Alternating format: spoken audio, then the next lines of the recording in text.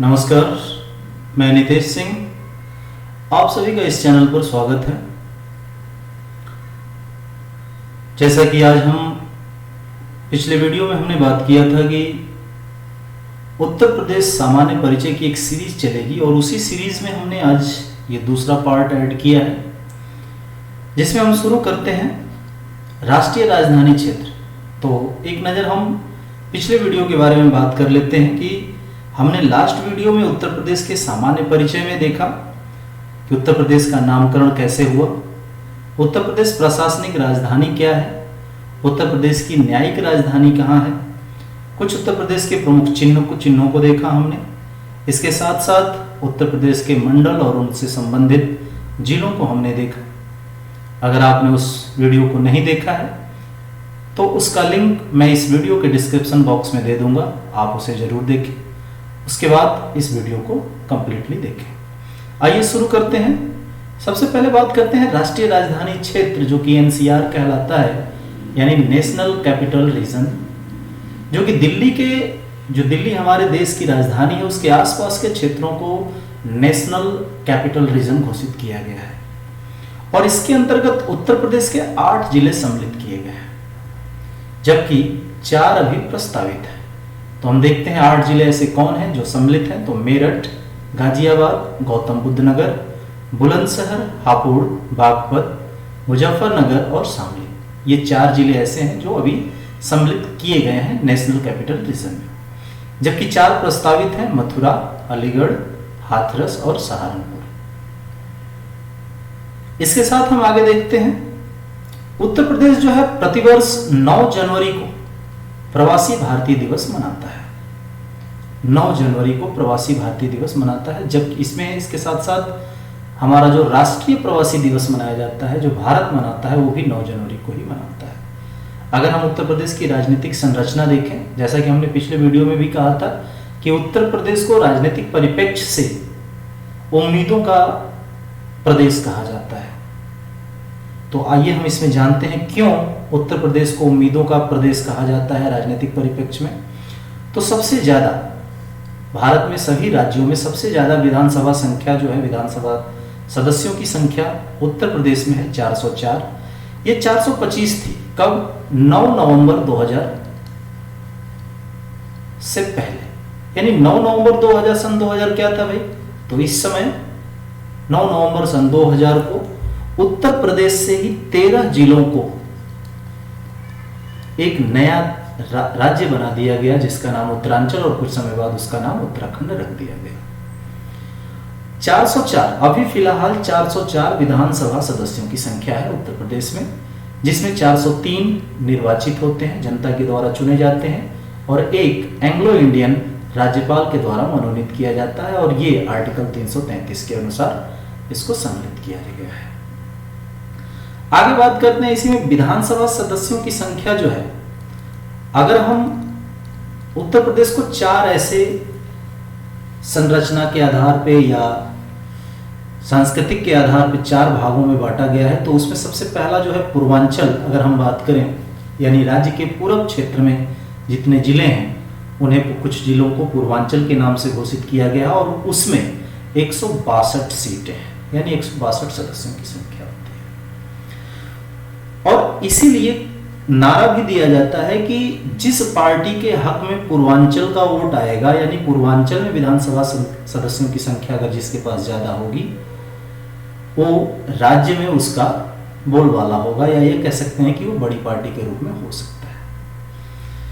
उसके साथ पश्चिमांचल को देखें, यानी राज्य के पश्चिम क्षेत्रों में देखें, तो यहां भी कोई कम सीटें नहीं है, यहां भी विधानसभा की 149 सीटें आती हैं। मध्यांचल, यानी कि जिसको अवध का क्षेत्र भी कहा जाता है, इसमें 73 सीटें हैं विधानसभा सदस्यों की।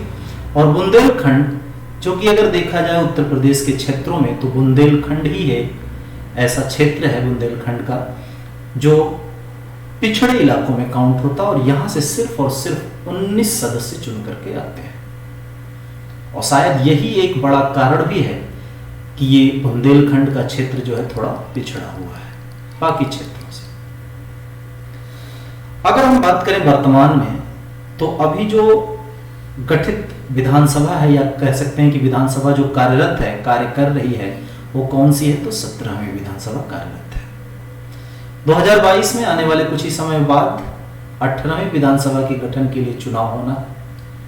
अगर हम बात करें 17वीं विधानसभा में निर्वाचित महिला सदस्यों की संख्या टोटल 42 थी, जिसमें बीजेपी में 36 महिला निर्वाचित सदस्य हुई थी और बाकी अदर्स पार्टी में 6।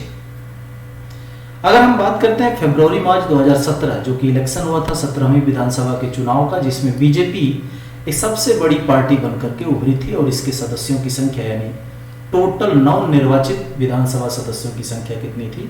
312। जबकि इसी में देखेंगे हम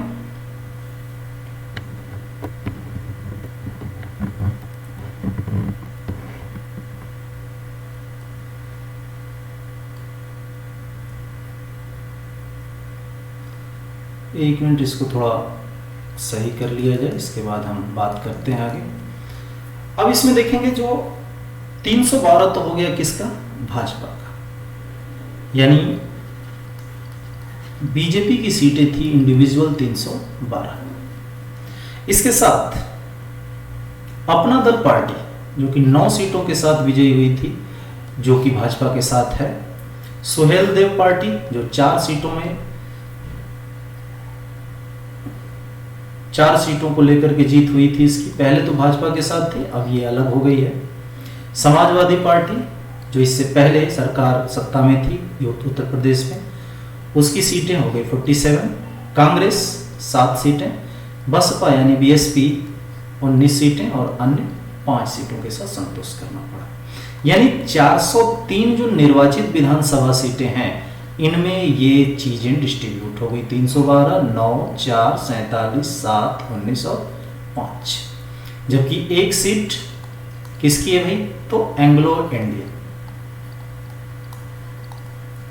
इंडियन जो राज्यपाल के द्वारा मनोनीत किया जाता है। फिर इसी में बात करेंगे हम आगे। अगर हम बात करें जिला वाइज तो सबसे ज्यादा विधानसभा सीटों वाला जिला जो है उत्तर प्रदेश में प्रयागराज है, जहां पे 12 विधानसभा सीटें हैं। अगर हम सबसे कम की बात करते हैं तो वहीं पे उसमें श्रावस्ती आता है 2 सीटों के साथ, महोबा आता है 2 सीटों के साथ, चित्रकूट आता है 2 सीटों के साथ। अगर हम विधानसभा सीटों में आरक्षित सीटों की बात करें, यानी विधानसभा सदस्यों में आरक्षित सीटें कितनी हैं, तो आरक्षित सीटें हैं 86 यानी 86। उसमें भी अनुसूचित जनजाति यानी एसटी के लिए सिर्फ 2 सीटें आरक्षित हैं, जबकि अनुसूचित जाति के लिए यानी एससी के लिए कितनी सीटें आरक्षित हैं? 84 सीटें आरक्षित हैं। इसमें देखते हैं फिर, ये तो हो गई चलो विधानसभा की बात। अब बात करते हैं विधान परिषद की कुल सदस्यों की संख्या उत्तर प्रदेश में 100 है। ये पहले 108 थी, यानी पहले कब? वही 9 नवंबर सन 2000 से पहले, यानी उत्तराखंड को डिवाइड होने से पहले यहां सीटों की विधान परिषद के सदस्यों की संख्या 108 हुआ करती थी, लेकिन अब 100 सीटें हैं। वहीं बात करते हैं लोकसभा सदस्यों की संख्या, तो ये भी पूरे भारत में सबसे ज्यादा है, 80 सीटें हैं। इसमें एससी यानी अनुसूचित जाति के लिए आरक्षित सीटें 17 हैं, जबकि एसटी के लिए कोई सीट आरक्षित नहीं है। अगर बात करते हैं हम मतदाताओं की दृष्टि से सबसे बड़ा जिला कौन सा है, तो गाजियाबाद जो कि दिल्ली से सटा हुआ है। सबसे छोटा जिला मतदाताओं की दृष्टि से बागपत है। अगर हम बात करें राज्यसभा सदस्यों की, तो यहाँ पे उत्तर प्रदेश में राज्यसभा सदस्यों की संख्या कितनी है? 31 है। इसीलिए उत्तर प्रदेश को राजनीतिक परिप्रेक्ष्य से उम्मीदों का प्रदेश कहा जाता है, क्योंकि यहां सबसे ज्यादा विधानसभा की सीटें हैं, सबसे ज्यादा राज्यसभा की सीटें हैं, सबसे ज्यादा विधान परिषद की सीटें हैं। अगर हम बात करते हैं उत्तर प्रदेश में अब तक 10 बार राष्ट्रपति शासन लागू हो चुका है और अंतिम बार 8 मार्च सन 2000 को अंतिम बार लगा था। फिर इसके बाद बात करते हैं कि जैसे भारत में सबसे ज्यादा बार राष्ट्रपति शासन कहां लगा, तो बिहार में लगा है। आगे देखते हैं छोटे बड़े नगरों की संख्या। अगर हम बात करते हैं उत्तर प्रदेश में छोटे बड़े नगरों की संख्या कितनी है, तो 915।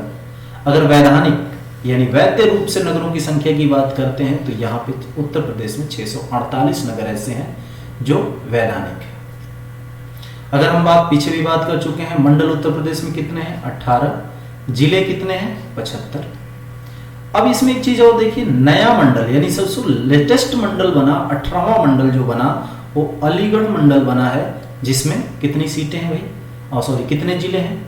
तो 3 जिले आते हैं।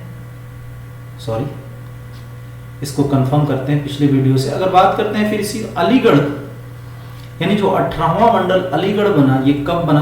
तो अप्रैल 2008 में बना है। ठीक है। सबसे बड़ा मंडल, अगर हम बात करते हैं कि उत्तर प्रदेश में 18 मंडल हैं, तो इनमें सबसे बड़ा मंडल कौन सा है? 3 मंडल सबसे बड़े हैं, कानपुर, लखनऊ, मेरठ। इन तीनों मंडलों में 6 जिले सम्मिलित हैं, यानी 6 जिले समाहित हैं। अगर हम बात करते हैं सबसे छोटा मंडल की, तो इसमें आते हैं 5 मंडल ऐसे, जहां पे सिर्फ और सिर्फ उसके साथ 3 जिले संबंधित हैं, मिर्जापुर, आजमगढ़, बस्ती, झांसी और सहारनपुर। अगर हम बात करें इसी के आगे, तो उत्तर प्रदेश में टोटल गांवों की संख्या 1,06,774। 1,06,774 गांव उत्तर प्रदेश में है। बात करते हैं अगर गांव में रहने वाली जनसंख्या के बारे में, तो टोटल जनसंख्या का 77.73 यानी 77.73% जनसंख्या जो है गांव में रहती है। वहीं अगर बात करते हैं शहरों में रहने वाली जनसंख्या का, तो ये टोटल जनसंख्या का 22.27% जनसंख्या शहर में रहती है। अगर हम देखें पूरे भारत के परिप्रेक्ष्य में देखें, तो ग्रामीण में रहने वाले क्षेत्र, जो ग्रामीण क्षेत्रों में रहने वाली जो जनसंख्या है पूरे भारत के परिप्रेक्ष्य में 18.63%, यानी 18.63% जो है लोग कहाँ रहते हैं? उत्तर प्रदेश के गांव में रहते हैं, अगर पूरे देश के सापेक्ष परिप्रेक्ष्य में बात किया जाए तो। और ये सबसे ज्यादा है, यानी प्रथम स्थान पे गांव में रहने वाले लोग कहाँ हैं? उत्तर प्रदेश में है। अगर वहीं शहरी क्षेत्रों की बात करें, तो शहरी क्षेत्रों में रहने वाले लोग उत्तर प्रदेश में कितने हैं? 11.79%, जो कि ये पूरे देश में द्वितीय स्थान पे आता है। और प्रथम स्थान पे कौन आता है शहरी क्षेत्रों में रहने के मायने में? महाराष्ट्र आता है।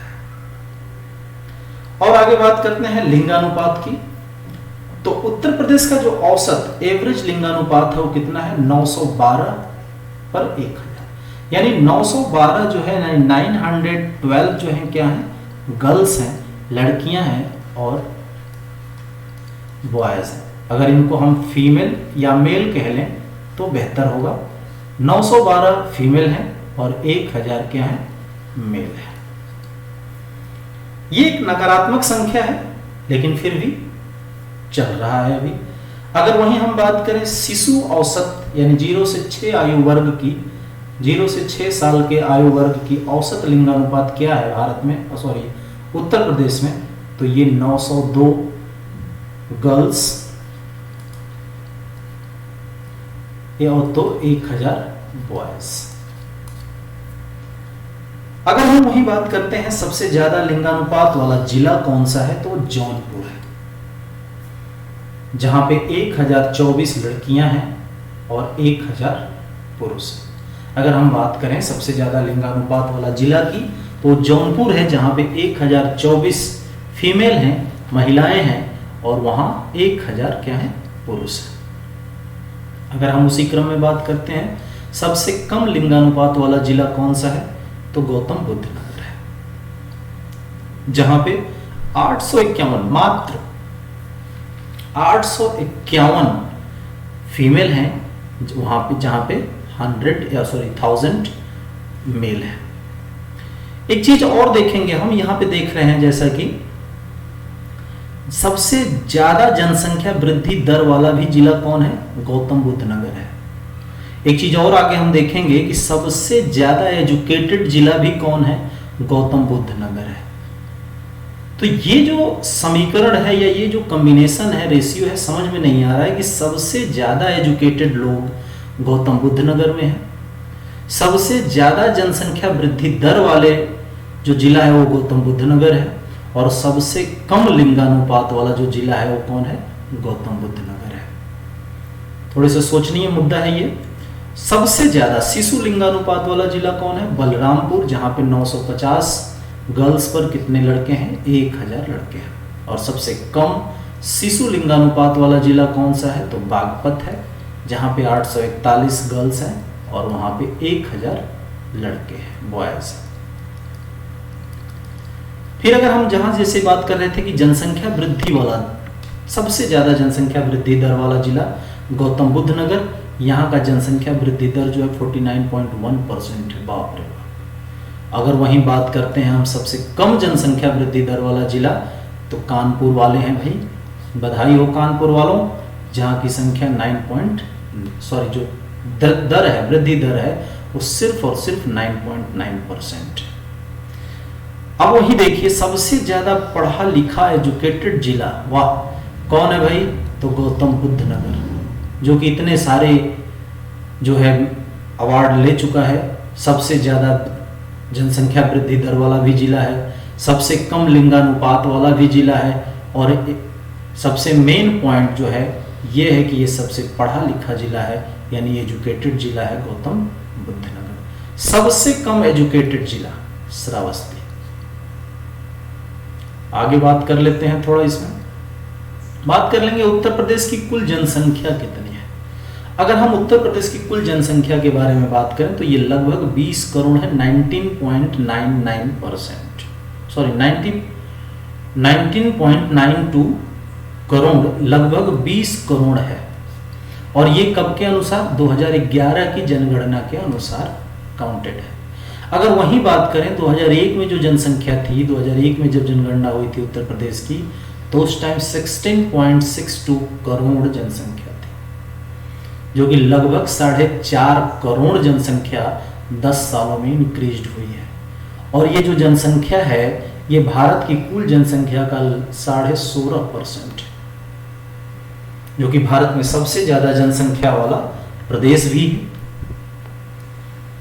फिर अगर हम बात करें जनसंख्या घनत्व की, तो उत्तर प्रदेश की जो जनसंख्या घनत्व है वो 829 व्यक्ति पर किलोमीटर स्क्वायर है, जो कि उससे पीछे वाले जनसंख्या जब काउंट की गई थी तो 2001 में, तो उस समय 690 व्यक्ति पर किलोमीटर स्क्वायर थे। अगर हम बात करें साक्षरता दर कितनी है, एजुकेशन रेट कितनी है उत्तर प्रदेश की, तो अभी 2011 के अनुसार 67.68% है, जबकि 2001 में ये सिर्फ और सिर्फ 56.27% थी, जो कि जैसे लग रहा है कि यहाँ पे लगभग 11% का बढ़ावा हुआ है। अगर हम बात करें अगर इसको इंडिविजुअल करके कि पुरुष साक्षरता दर कितनी है, तो ये है उत्तर प्रदेश में 2011 के अनुसार 77.28%, जबकि अगर 2001 के बारे में हम बात करते हैं तो 68.82%। यहाँ भी इंक्रीज हुआ है लगभग कितना, 9% के आसपास। अगर हम वही बात करते हैं महिला साक्षरता दर के बारे में, तो महिला साक्षरता दर अभी 2011 के अनुसार 57.18% है, जबकि ये 2001 में 42.2% था। अगर हम बात करते हैं कि पंचायती राज व्यवस्था के तहत उत्तर प्रदेश में पंचायती राज व्यवस्था के तहत महिलाओं को 1/3 आरक्षण दिया गया है, जो कि संविधान में वर्णित है, यानी 33% आरक्षण दिया गया है। अगर हम वही बात करते हैं उत्तर प्रदेश में स्वीकृत न्यायाधीशों की संख्या, जैसा कि हमने पढ़ा पिछले वीडियो में कि उत्तर प्रदेश की जो न्यायिक राजधानी है वो कहाँ है, इलाहाबाद में है। तो उत्तर प्रदेश में स्वीकृत न्यायाधीशों की संख्या जो है 160 है मैक्सिमम, अधिकतम, जिसमें से अस्थाई जो न्यायाधीश हैं वो कितने हैं, 76 हैं, और एडिशनल जो हैं 84 है। वर्तमान में अगर हम बात करें उत्तर प्रदेश में कितने न्यायाधीश कार्यरत हैं, तो 109 न्यायाधीश अभी कार्यरत हैं, जिनमें से मुख्य न्यायाधीश जो कि हाई कोर्ट में बैठते हैं इलाहाबाद, कौन है हमारे मुख्य न्यायाधीश, तो गोविंद माथुर जी हैं, जो 14 नवंबर 2018 से शपथ लिए हैं, उस समय से इनकी ड्यूटी कंटिन्यू है। अगर वहीं हम बात करते हैं, थोड़ा सा इसके बारे में बात करते हैं कि 17 मार्च 1866 को आगरा में हाई कोर्ट बनाया गया था। उसके कुछ ही समय बाद कुछ विषम परिस्थितियों के कारण या जैसे भी 1869 में यानी 1869 में इलाहाबाद में परिवर्तित कर दिया गया। यानी इलाहाबाद ये हाई कोर्ट बना दिया गया। तब से अब तक इलाहाबाद में ही उत्तर प्रदेश का हाई कोर्ट चल रहा है, कार्यरत है। अगर हम बात करते हैं इलाहाबाद हाई कोर्ट का, तो ये कोलकाता, मुंबई और चेन्नई के बाद बनाया गया था। सबसे पहले जो उसमें प्रोविंसेस हुआ करती थी, कोलकाता प्रोविंसेस में बना, फिर मुंबई, चेन्नई, इन सब में बनने के बाद हाई कोर्ट जो है फिर चौथे नंबर पे इलाहाबाद हाई कोर्ट बना था। उस समय इलाहाबाद के पहले जो मुख्य न्यायाधीश थे सर वाल्टर मॉर्गन थे। और आज़ादी के बाद अगर हम बात करते हैं कि आज़ादी के बाद पहले मुख्य न्यायाधीश कौन थे, तो विधु भूषण मलिक, जो कि 1947 से लेकर 1955 तक कार्यरत थे। तो इस वीडियो में इतना ही, फिर हम मिलेंगे अगले वीडियो में अगले कुछ लेक्चर के साथ। तब तक के लिए नमस्कार। आप अपना और अपनों का ध्यान रखिए।